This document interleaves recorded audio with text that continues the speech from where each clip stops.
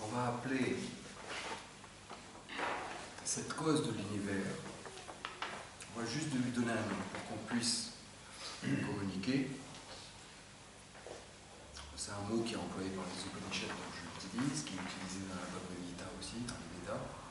Un des un des noms pour désigner cette cause de l'univers, qui est cette intelligence et ce pouvoir infini qu'on peut apprécier dans autour de nous. Donc un des noms qu'on lui donne, ça va être Ishvara. Ishvara. Quand en sanskrit, quand on regarde la racine du mot Ishvara, la racine verbale Ish indique quelque chose qui est intéressant. Elle dénote cette connaissance sous la forme de le sens du mot Ish est ce qui gouverne, ce qui ordonne, ce qui coordonne, ce qui met ensemble, ce qui tient ensemble. Et Ishvara, c'est celui qui a cette capacité, ou celle, là on est gender free, donc celle ou celui qui a cette capacité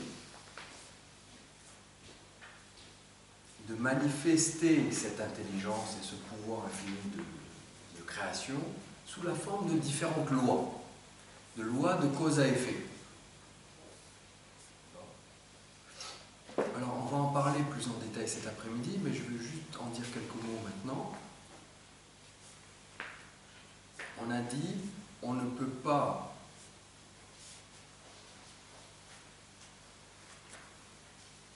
pas voir, ou on ne peut pas passer à côté de la présence d'Ishvara, parce qu'il est présent en toute chose. Donc une des manifestations, donc Michel me demandait qu'est-ce que c'est que cette manifestation dont tu parles. Donc manifestation de cette tout pouvoir et toute intelligence, on va dire, il se manifeste sous la forme des lois physiques. Tout phénomène physique est régi par certaines lois de cause à effet, que ce soit du niveau quantique au niveau astrophysique. Il n'y a que de l'intelligence, c'est ça. C'est de cette intelligence dont on parle. Du point de vue des phénomènes physiques, on regarde Ishvara du point de vue des phénomènes physiques. Et on va appeler l'ensemble des connaissances, pour l'instant que l'humanité a compris dans ce domaine-là, qu'il est très limité. Mais on va appeler cet aspect de Ishvara dont les êtres humains ont eu accès, auquel les êtres humains ont accès, on va l'appeler quoi? La physique. Okay.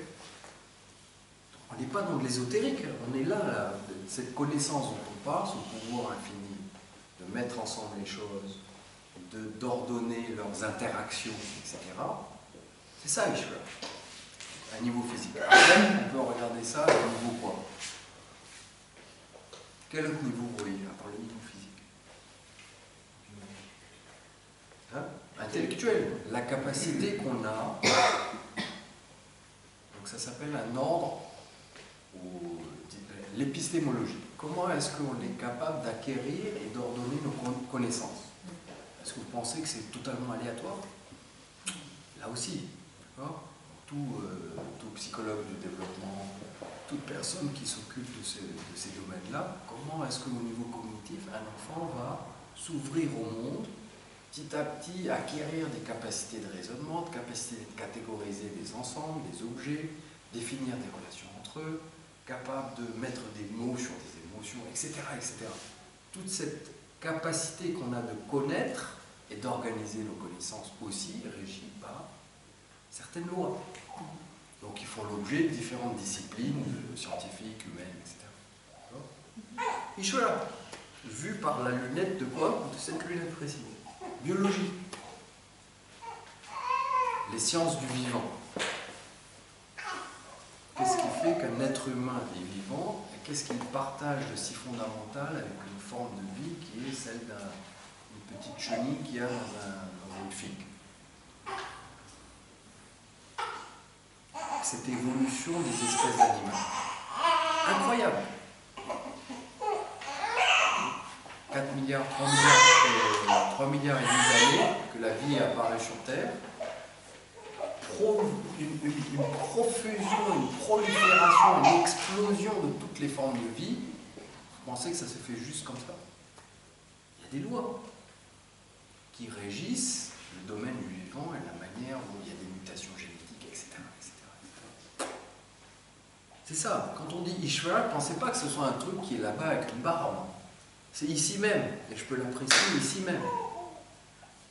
Et de cette manière, on peut aller à l'infini dans tous les domaines, social, économique, tout ce que vous voulez, psychologique, très important.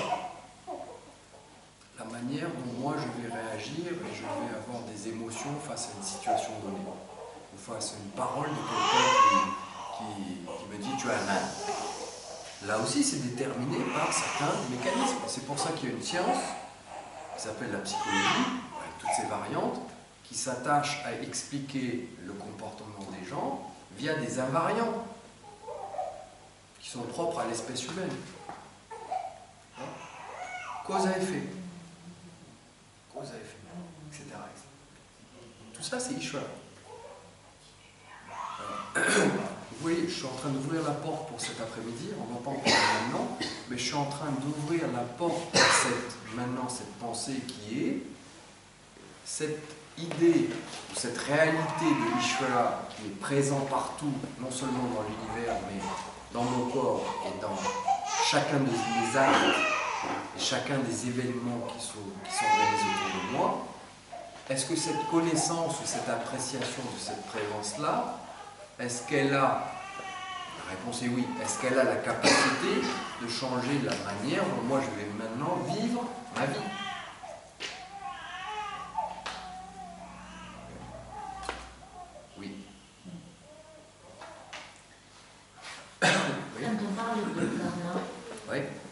Exact. C'est une relation de projet. Exactement. Donc ça c'est quoi là On va en parler. Donc c'est une autre de ces lois qui fait que chaque action va produire un résultat. Donc un résultat qui va être à un niveau visible. Donc ça va être si tu donnes une gifle à quelqu'un qui le maltraite, il se peut qu'il réponde, il se peut que tu ailles en prison, ou si tu aides quelqu'un à traverser dans la rue, aussi il y aura un résultat visible. Mais il y a aussi un élément qui est un résultat qui est du domaine de plus subtil, adrishta, qui n'est pas visible à l'œil nu. Et en fait, il y a toute une loi qui s'appelle une loi de rétribution des actes que l'on fait, selon le fait ou non qu'ils sont en harmonie avec un autre ordre, qui est l'ordre du dharma. Alors, le dharma aussi, c'est quelque chose qu'on peut apprécier. C'est quoi le dharma? Le dharma, c'est des valeurs éthiques universelles. Si elles sont universelles, c'est qu'elles sont partagées par tous, à tout moment, dans toute civilisation, indépendamment de tout genre, de tout sexe, ou de culture, ou de temps. Là seulement, on peut dire que c'est quelque chose qui est universel. Donc il y a une matrice de valeurs universelles, comme je ne veux pas être blessé. Je sais très bien que Martine ne veut pas être blessée. Et tout être humain, dans 50 000 ans, j'en ai parlé, aussi ne voudra pas être blessé. Tout être vivant, en fait, ne veut pas être blessé. C'est inscrit, pas juste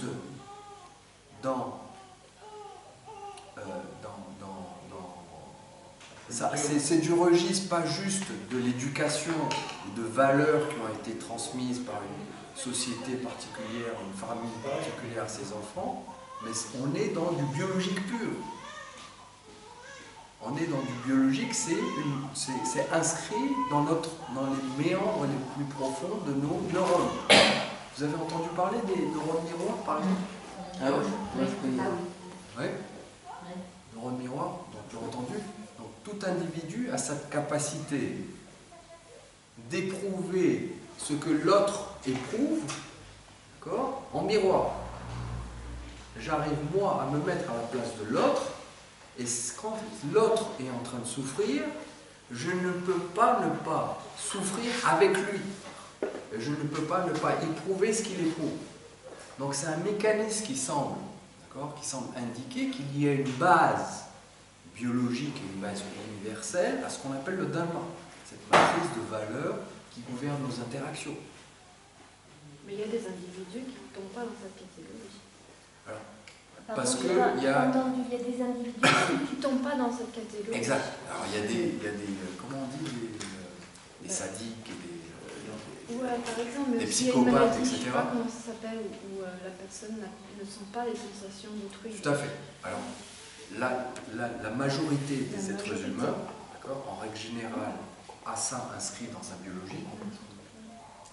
Mais effectivement, si j'ai eu une enfance avec certains traumatismes, j'ai été moi-même brutalisé, etc., il y a après des mécanismes psychologiques qui vont faire que je me coupe à toute souffrance, la mienne et aussi celle des autres.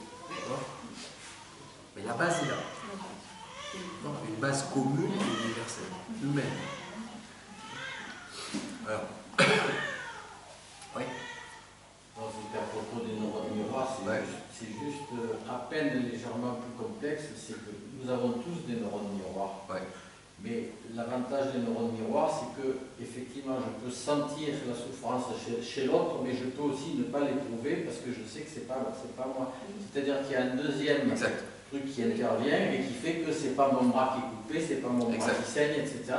Mais je vois et je sens que ça saigne chez lui. Exact. Voilà. Alors, on peut rajouter à ce que dit Jean-Pierre, qui est juste, on peut rajouter que non seulement j'ai cette capacité qui est innée, qui est intrinsèque à le fait d'être humain, qui poserait les conditions d'une interaction non violente, mais j'ai aussi non seulement j'éprouve ce que l'autre éprouve, mais ça me porte à faire quelque chose pour soulager sa souffrance. Je ne mélange pas, comme tu dis, ma souffrance et sa souffrance. Cette capacité à éprouver ce que l'autre éprouve me porte aussi à faire quelque chose. On a des expériences avec des petits des enfants, pas à cet âge-là, mais de 2 ans ou 3 ans, qui à peine marchent, 2 ans, ils entendent des bébés pleurer dans une salle, qu'est-ce qu'ils font? Qu'est-ce qu'ils vont faire immédiatement? Non. Soit ils pleurent aussi, soit ils vont là-bas. À 2 ans, ils sont déjà. Vous avez vu, moi j'ai un petit neveu qui a 3 ans et demi, et j'ai vu comment est-ce que ceux de 3 ans et demi et ceux de 5 ans et de 7 ans, il y avait un petit groupe avec plusieurs cousins qui étaient là. Et j'ai vu la manière dont presque une compétition entre les cousins du même âge, mais aussi un instinct qui est un instinct de protection envers les plus petits. Les plus grands vont s'occuper des plus petits. Vous avez vu ça dans des groupes? C'est incroyable. Et on ne leur a jamais dit. On ne leur a jamais appris. C'est pas de l'éducation, ça ne vient pas de l'éducation. C'est instinctif. Instinctif. Il y a un sage chinois qui dit, Menzi, qui dit nul n'est insensible à la souffrance d'autrui. Nul n'est insensible à la souffrance d'autrui. C'est la base du Dharma. La base du Dharma. Et ça, c'est un ordre des choses. C'est une loi. C'est une des manifestations de cette connaissance et de ce pouvoir infini sous la forme de ce qui nous lie ensemble dans nos interactions en tant qu'être humain. Donc, si je suis en harmonie, si je suis éveillé à cette présence d'Ishvara, naturellement, qu'est-ce qui va se passer dans mes interactions avec les gens? Je vais tenter d'être en adéquation et de ne pas déranger ou d'amener des perturbations dans cette harmonie-là. Je me conditionne. Hein? Je me conditionne. C'est pas un conditionnement, en fait ça devient totalement... C'est naturel. Je ne peux pas ne pas faire autrement en fait.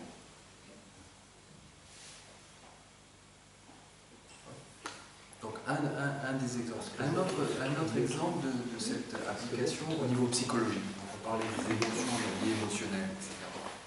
Si vous savez que la manière dont vous réagissez, par exemple, vous avez l'émotion de colère, de frustration à un événement précis. Donc c'est là. Alors les psys vont vous dire tous, et c'est très juste, hein, ils vont dire oui, accepte, ne sois pas dans le déni, la répression, etc. Très juste. Allons à un niveau une perspective plus large. Cette émotion qui se lève, elle est là. D'accord? Elle s'est levée, elle a surgi à cause de quoi? Cause à effet. Et elle a surgi à cause de quoi? De cet ordre d'Ishvara à un niveau psychologique. C'est aussi une manifestation d'Ishvara, de cette connaissance et de ce pouvoir infini. Donc toute ma vie va être, ok, je ne résiste pas à ce qui est en face de moi. Je l'accepte, et après je peux le travailler, etc. Mais c'est la base d'un travail. J'accepte et je l'accueille sans résistance, sans créer de jugement, sans créer de violence envers moi-même. Manifestation d'Ishvara. Je suis en colère, je suis furieux. Oui, je suis en colère. Je ne crée pas de division, je ne crée pas de conflit, je ne crée pas de distance. Parce que tout ce qui est ici est Ishvara. Je ne crée pas de quoi? De confrontation, que ce soit entre moi et moi-même, mes émotions, ou les autres. Ok, c'est là. Il n'y a plus de deux, c'est un. Il n'y a plus de division. C'est une réalité. Ça vient? Ok. Qu'est-ce que je peux faire maintenant sur la base de cette émotion qui a surgi? Maintenant, la même émotion surgit dans quelqu'un d'autre. Colère et qui est suivie d'un acte ou d'une parole. Je peux répondre soit du tac au tac, ou je peux apprécier aussi quoi? L'ordre qui est présent dans ce que cette personne a fait. Donc je ne suis pas juste dans l'acte, je suis aussi dans ce qui explique ou la nature ou la cause de cet acte particulier. Et qu'est-ce qui fait que cette personne s'est conduite de cette manière? L'ordre psychologique. son histoire personnelle. Un événement dans la journée ou dans la matinée, une rencontre qui s'est mal passée, etc. Donc quand j'ai cette distance, cette personne-là, ok. Voilà ce qui s'est passé. Elle s'est conduite, ça me paraît inacceptable, ça m'a fait éprouver un sentiment de rejet, ou etc., etc. Ok. Mais maintenant, la réponse, ma réponse va être quoi? Pas en un temps, pas du tac au tac. Ma réponse va être, j'intègre cette idée qu'il y a quelque chose derrière. Et il n'a pas pu, cette personne n'aurait pas pu se conduire autrement que ce qu'elle a fait. En fait, elle est totalement impuissante d'une certaine manière. Totalement impuissante. Tout à fait. Mais c'est le tume au fils. Hein? C'est ça le truc, c'est le tume au fils. Exactement. C'est ça, c'est là comment tu vas réagir. Hein? Donc, ensuite, on va voir ça C'est là où... dans l'après-midi. Ouais. Parce que ça, bien sûr, c'est évident, mais après, c'est plus compliqué quand il y a des choses où même on ne va pas savoir. On va être forcé d'agir et on ne va pas savoir s'il faut agir A ou B. Exact. Exact. On va voir ça cet après-midi et demain. Après-midi. On va voir des situations de ce genre-là et on va essayer de voir comment est-ce qu'on peut appliquer tout ça. Donc, je veux vous donner un aperçu de tout ça. Vous voyez la richesse. Donc, cette perspective va inclure des éléments de psychologie, mais vont aller bien au-delà de juste une vision psychologique des choses. Est-ce que vous voyez la différence là?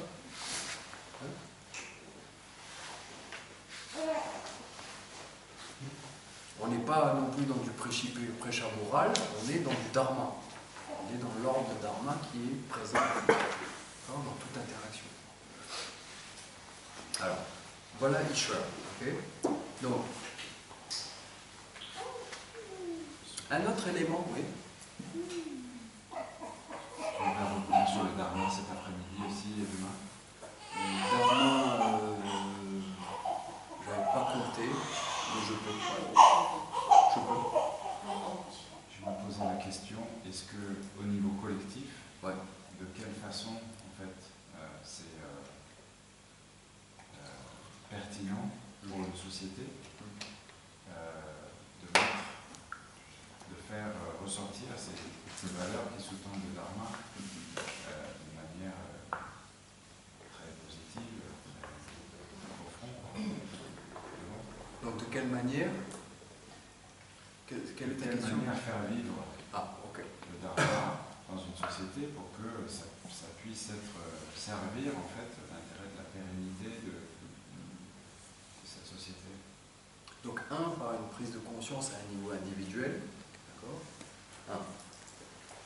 2, c'est évident que si on est dans des organisations, que ce soit des organisations, je dirais à but lucratif ou non, etc., des groupements, là aussi, des valeurs, centrer les projets même des entreprises autour de valeurs.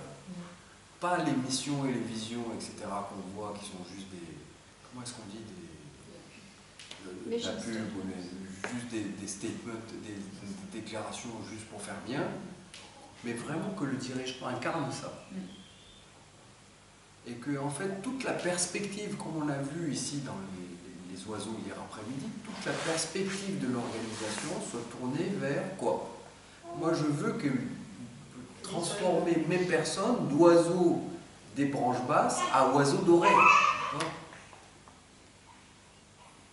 Le but de cette organisation n'est plus juste d'accumuler des profits, mais d'apporter une contribution à un niveau plus large, au niveau social, et aussi de se préoccuper du bien-être de ses propres personnes qui sont dans l'organisation, qui font l'organisation.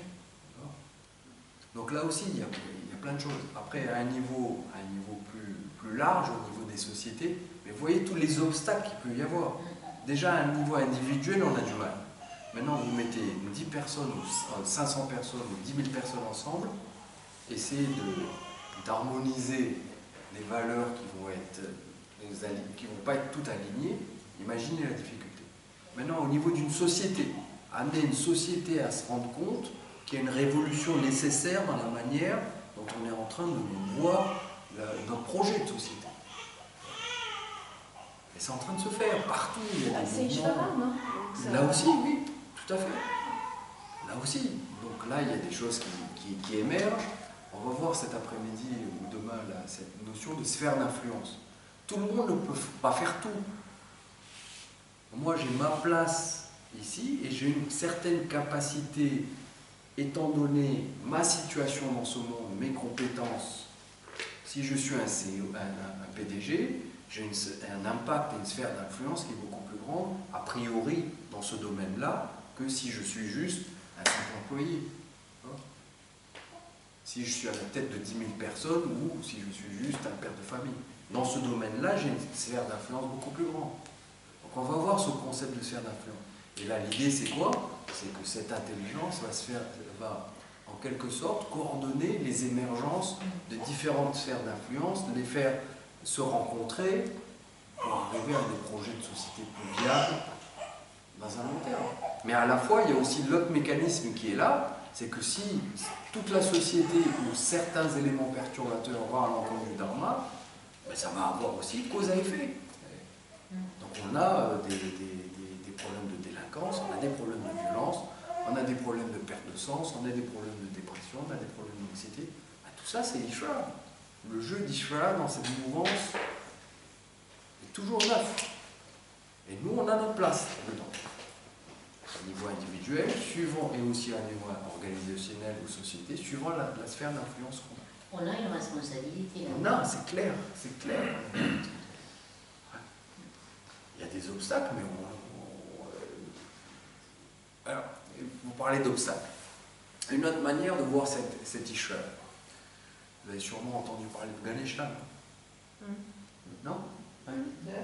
Ganesha, Ganapati? D'accord?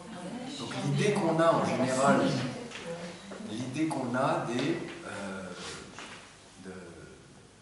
hindous. C'est quoi? En fait, hindou, même le mot hindou, ce n'est pas un mot que nous avons. C'est un monde. D'accord? Et c'est un mot qui nous enferme dans une catégorie religieuse. Ce que vous avez vu, cet enseignement-là. Alors, la représentation du panthéon et des 10 000 dieux multicolores hindous. Alors Surya, il est sympa, mais moi, ce que j'ai compris des hindous, c'est 10 000 dieux multicolores et qui sont dans tous les sens. Comment est-ce que je réconcilie ça maintenant? Comment est-ce que je vais réconcilier ça? C'est ça, ce sont des manifestations différentes de la même chose. Ouais, ça c'est bien. Oui. Alors, c'est comme... Ouais. Tout éteint, les dieux, c'est les mêmes. C'est Alors, pourquoi il y a plusieurs comme un arbre à plusieurs branches, en fait. D'accord, pas mal. Ok. Pour l'éducation. Comme il y a la psychologie, la biologie, l'épistémologie, etc., c'est pareil. Exactement. C'est comme point de vue. Exactement. Donc, on va regarder par exemple l'existence humaine et on va le regarder sous la perspective des... Je fais des projets et il y a des obstacles. Qui n'a pas eu d'obstacles quand on entreprend des projets? Et ce qu'on dit, c'est que, bon, ben, il y a quelque chose. Il y a des causes à effet. Je n'arrive pas à apprécier ou à modéliser ou à cerner exactement qu'est-ce qui se passe. On va voir ça en détail cet après-midi. Mais il y a certainement quelque chose qui met ensemble et qui fait que ces obstacles-là viennent à ce moment-là, dans ce projet-là, me poser difficulté. D'accord? On lui donne un nom. On dit, c'est Ishvara sous la forme ici de quoi? Ganesha. Celui qui... Alors, c'est celui qui donne ou qui me met des obstacles sur ma route, mais c'est aussi celui qui est le mieux qualifié pour enlever les obstacles sur la route. Le même qui m'a mis des obstacles sur la route, d'accord? Donc c'est celui aussi qui écarte des obstacles. Qu'est-ce qui fait que dans une vie humaine, il y a certains qui naissent avec des... Comment on dit? Des cuirs en or? L'argent. En argent. L'argent. En anglais, c'est gold. Probablement les Anglais sont plus. C'est l'éclair en Il y avait la argent. trottinette. Comment ça se fait qu'il y a des gens, quoi qu'ils fassent, d'accord, ils vivront peut-être, je dirais, moyennement, etc. Mais il y en a d'autres, en fait, même s'ils ne font aucun effort, il y a la bonne opportunité qui arrive et il y a la richesse. Le million d'euros, c'est rien. Comment ça se fait qu'il y a des écarts tels entre les gens? Comment ça se fait? Karma. Alors, karma, bien sûr, mais vu du point de vue de quoi? De cette richesse. On dit Lakshmi. Vous avez entendu parler de Lakshmi? Donc ça devient vivant et ça devient, je dirais, on n'est plus dans, oui, une espèce de Dieu unique qui s'appelle Ishvara et qui est tout puissant, etc. On le décline dans tout, puisqu'il est partout. On le décline dans tous ces différents aspects qu'on a vus. Et ça en fait une réalité qui est beaucoup plus, je dirais, colorée, d'accord, mais aussi qui en fait une réalité qu'on peut appréhender. Comment est-ce que je vais appréhender la toute-puissance et l'infinie intelligence d'Ishvara? Difficile, non? Ça reste un peu abstrait et éloigné de ma vie. Là, je le vois à l'œuvre sous différents aspects dans ma vie. Quel que soit le nom que vous lui donnez. D'accord? Alors, avant de passer au verset suivant, il y a une autre chose sur laquelle je voudrais revenir. C'est que, donc on a vu jusqu'à maintenant tout ce qui est ici. Quand j'en ai parlé avec Michel, tout ce qui est ici, quand je le regarde, a priori, la première fois que je le regarde, je vois juste des objets qui sont régis par certaines lois. Ça, c'est ma vision habituelle des choses. Certaines lois qui régissent le mouvement des planètes ou la chute de cette montre si je la laisse tomber. On est passé de cette vision-là à la présence de lois partout dans l'univers à maintenant, même les objets eux-mêmes qui font partie de l'univers, eux-mêmes ne sont pas séparés de cet Ishvara. Eux-mêmes, quand je les regarde,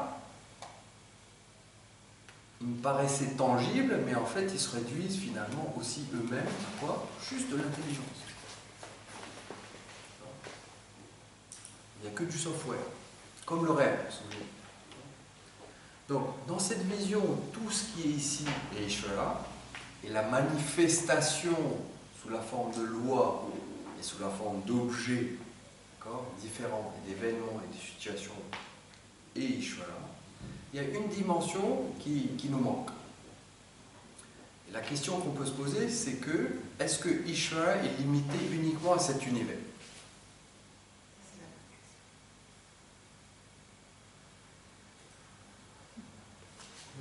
On dit tout ce qui est ici, et c'est immense, etc.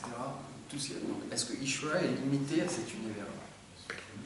Si on le considère comme ça, il n'y a pas de fini.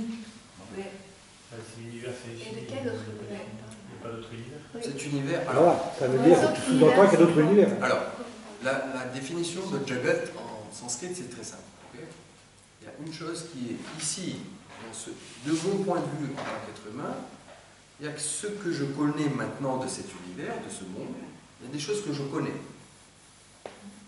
Mais il y a aussi une partie de cet univers qui est inconnue de moi. D'accord? Donc, première étape, Ishvara inclut aussi ce qui est inconnu de moi. Et tu sais, comme c'est immense. On parlait avec Jocelyne de toute la physiologie subtile, etc. C'est un champ qui est immense. Le champ dans lequel beaucoup d'entre vous êtes, à nouveau, c'est Ishvara, mais sous cet aspect-là, physiologie subtile, moyen thérapeutique, moyen d'avoir des soins, moyen d'intervention, de rééquilibrer les énergies, etc. Mais on se dit, mais c'est un océan. Et ça, c'est juste quoi? Ce qu'on connaît de cette physiologie subtile. C'est rien. Je vous dis, c'est rien.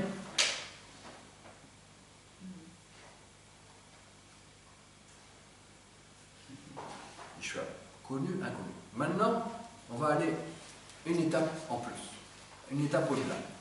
On dit cet univers-là. Mais maintenant, qu'est-ce qu'on fait des événements qui se sont passés il y a 10 millions d'années ou 10 milliards d'années? Ils n'existent plus. Donc Ishvara n'était pas là à ce moment-là. Ishvara était là. Donc Ishvara n'est pas seulement ce qui est manifesté, soit inconnu ou inconnu, mais il est aussi ce qui est non manifesté.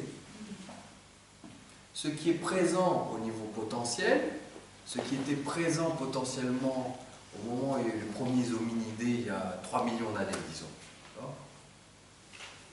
Ces hominidés étaient déjà inscrits dans l'évolution du vivant, à un état potentiel. Et ils sont devenus manifestés, ils sont apparus sur la scène de ce monde, de cette terre. Les iPods et les iPads et les je sais pas quoi, d'accord, 10 ans qui n'existaient pas, ils sont arrivés.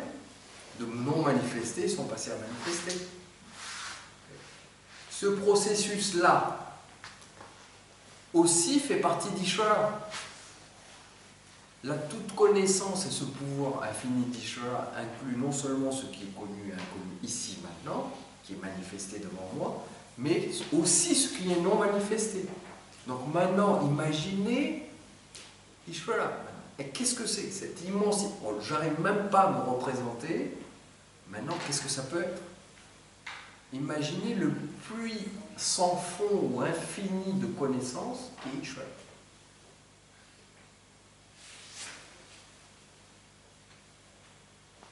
Comment je peux l'apprécier? Parce que je ne peux pas remonter au Big Bang. Je ne peux pas remonter à 15 milliards d'années. Mais je peux l'apprécier ici même,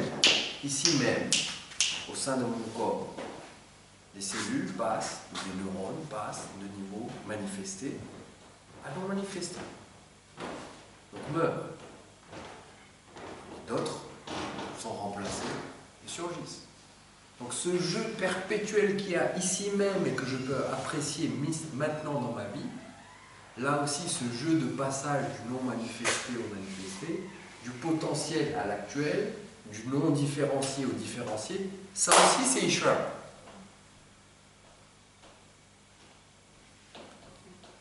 C'est énorme. Est-ce que vous voyez?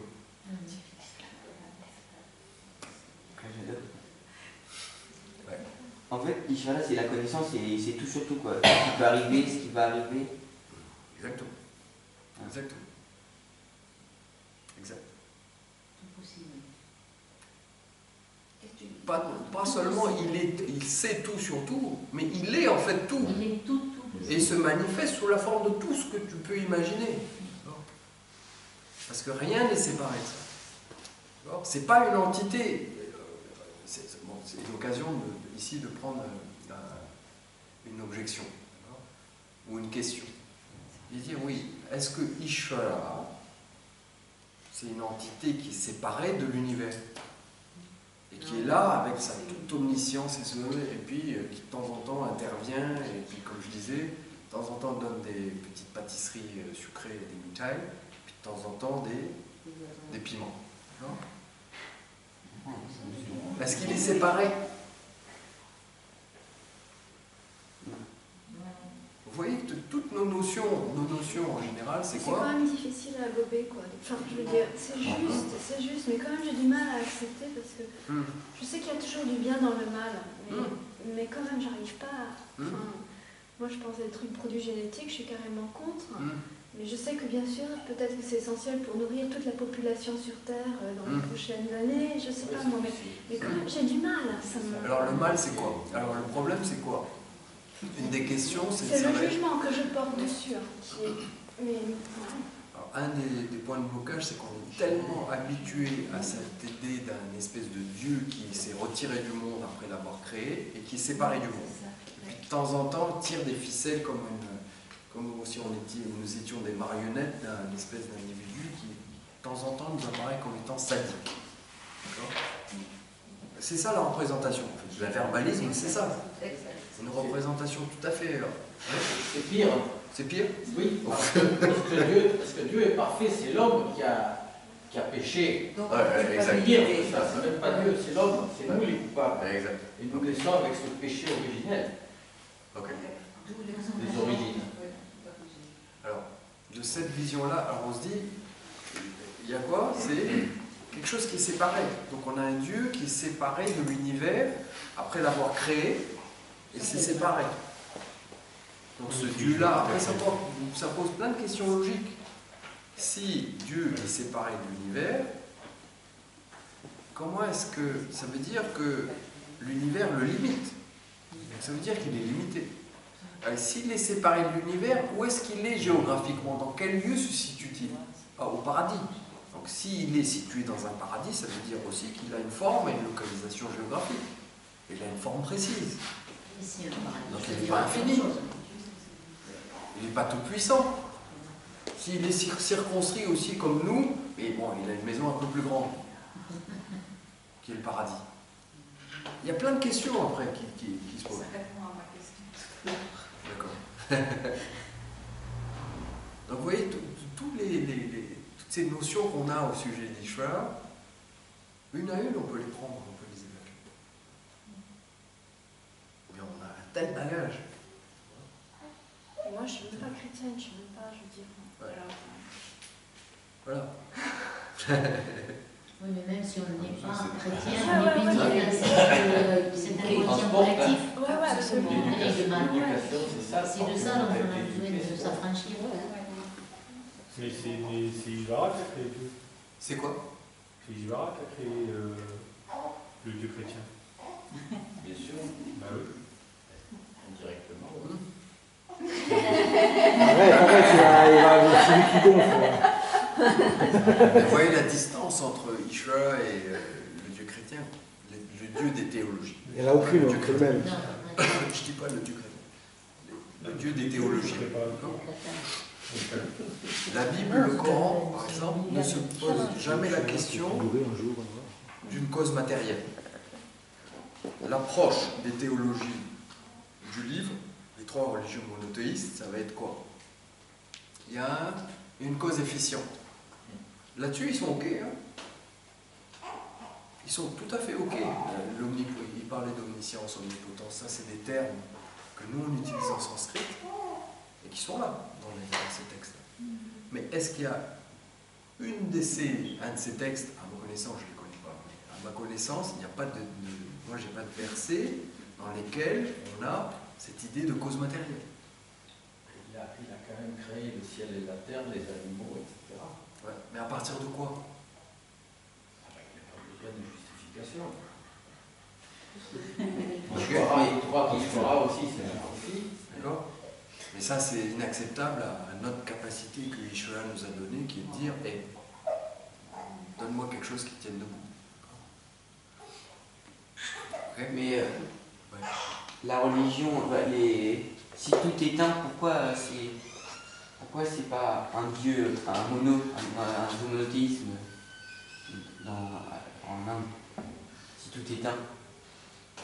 Mais si, là on a parlé de tout est un. Oui, voilà. D'accord? On dit Dieu, mais on n'a pas. Voilà. On n'a pas comme ça. Et il y a différentes manifestations ou différentes manières de l'appeler suivant les perspectives qu'on prend, comme on a dit Lakshmi, Ganesha, etc. C'est tout. Alors, quoi d'autre maintenant? Juste pour débroussailler un peu. Oui. Avant cet après-midi à passer. On a du mal à passer dans l'oiseau avec le soleil, dans les branchages.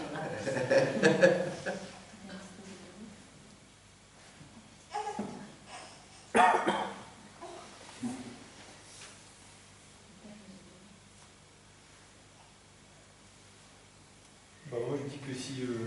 Mais bon, cette discussion. Non, mais je veux dire. Non, mais simplement, si les choses sont comme ça, c'est qu'elles sont bien faites et que tout ce qui se passe ici, c'est magnifique et il n'y a rien à faire. Donc, si par exemple tu disais, oui, il faut s'engager pour faire le bien, pour faire les choses comme ceci, comme cela, ça sert à rien. Les choses, elles sont déjà bien faites, ça sert à rien de vouloir les changer, ça sert à rien de vouloir préserver la nature. Si l'homme a envie de se détruire, il va se détruire, et puis peut-être que c'est comme ça qu'il faut que ça se fasse, et que l'évolution, eh ben, c'est une bonne chose que l'homme se détruise en faisant péter les bombes atomiques. Et on ne sait pas. On ne sait même qui on est pour savoir ça. Là, tu deviens un nihiliste. Ben, non, ou alors dans l'acceptation. Alors, il y a une différence. J'en sais rien, je dis ça pour. Non, non, Ok. Moi, je dis ça aussi comme ça. C'est une idée. Non, pour mettre ça remettre ça dans le contexte de ce qu'on dit, l'idée c'est de dire, ok, donc Ishvara est présent et manifesté sous la forme de toutes ces lois de cause à effet. Donc cette vision d'Ishvara, c'est une vision qui est implacablement déterministe. Quelle est la place de la liberté humaine et de la sphère de responsabilité ou d'action que moi je peux avoir? D'accord? Non, on peut se poser cette question. Dans ce cas-là, au contraire, on est vachement plus libre. On n'a rien à faire. On a beaucoup plus. C'est pour la liberté. Tu es obligé de rien faire, vu que de toute façon, ça va se faire tout seul. Tu subis les choses. Ça va se faire tout seul. C'est cool comme ça. Tu es d'accord? D'accord. La liberté, c'est de subir. Hein? La liberté, c'est de subir Ishvara. La liberté, c'est de subir et de regarder comment ça se passe. Voilà. Tu es d'accord avec ça? Ouais, c'est aussi. C'est sûr que D'accord c'est avec ça. ça? T'as pas envie de faire des Alors, on va voir ça plus. On va faire. Quand je commence à réfléchir, je m'aperçois non, pas forcément. Mais des fois, je me fais. Mais non, mais tout le temps. Après, quand il y a des pensées qui arrivent, des trucs, des machins, quoi. Tu vois, quand tu réfléchis, tu vas te prendre dans le jeu. On va répondre à ça, Michel. Mais c'est ce que tu fais. C'est ce qu'on fait tous les jours. Tu penses à autrement. C'est ce que je fais tous les jours. Mais si tu te poses et que tu réfléchis et que tu acceptes que les choses sont comme ça et qu'elles sont bien faites, il n'y a rien à faire. On va répondre à ça cet après-midi. C'est merveilleux. Oui, c'est pas rien à faire. Non, c'est effectivement se rendre grâce, c'est s'émerveiller. C'est pas la même chose. Ah oui, Non, il c'est n'y a pas rien à faire, pareil. il n'y a plus qu'à s'émerveiller. Et à profiter. Et à profiter. On va voir ça en détail cet après-midi. Ok? Non, mais c'est une bonne question. On va voir quelles sont les positions qu'on peut avoir. Non, mais Comme c'est les juste perdre du temps. archétypes du bonheur, maintenant qu'on a cette vision. Non, sauf Je voulais dire ça, que le goût, c'est une millésime, c'est tout. Non, c'est pas personnel. Ah, c'est un peu ça, mais il faut-